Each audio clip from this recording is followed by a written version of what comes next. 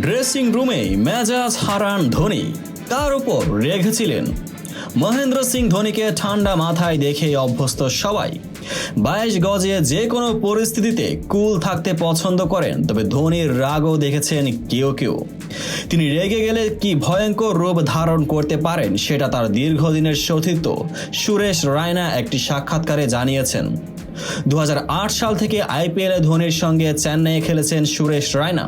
সম্প্রতি ধোনিকে নিয়ে এক সাক্ষাৎকারে খোলামেলা কথা বলেছেন সাবেক এই ব্যাটার। 2014 সালের দ্বিতীয় কোয়ালিফায়ারে পাঞ্জাব কিংসের কাছে হেরে ফাইনালে ওঠা হয়নি চেন্নাইয়ের। প্রথমে ব্যাট করতে নেমে 17 রান করেছিলেন বীরেন্দ্র সেহবাগ।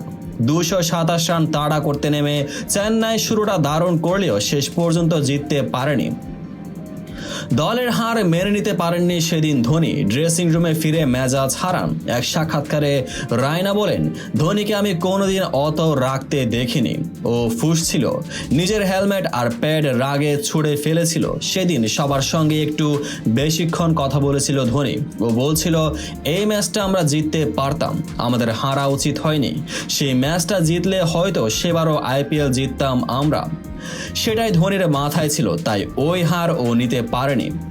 কোভিড মহামারীর মধ্যে 2020 সালের আইপিএল হয়েছিল সংযুক্ত আরব আমিরাতে। সেখানে জৈব সুরক্ষা বলের মধ্যে থাকতে হতো ক্রিকেটারদের। রায়না আমিরাতে যাওয়ার পরে টুর্নামেন্ট শুরুর আগেই ভারতে ফিরে আসেন।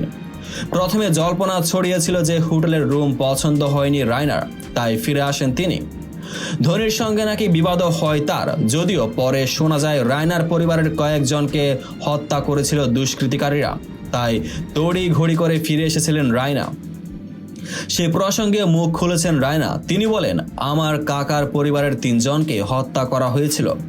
পাঠানকোটে দুষ্কৃতকারী পুরো পরিবারকে শেষ করে দিয়েছিল, কিন্তু তখনই আমি ফিরতে পারিনি।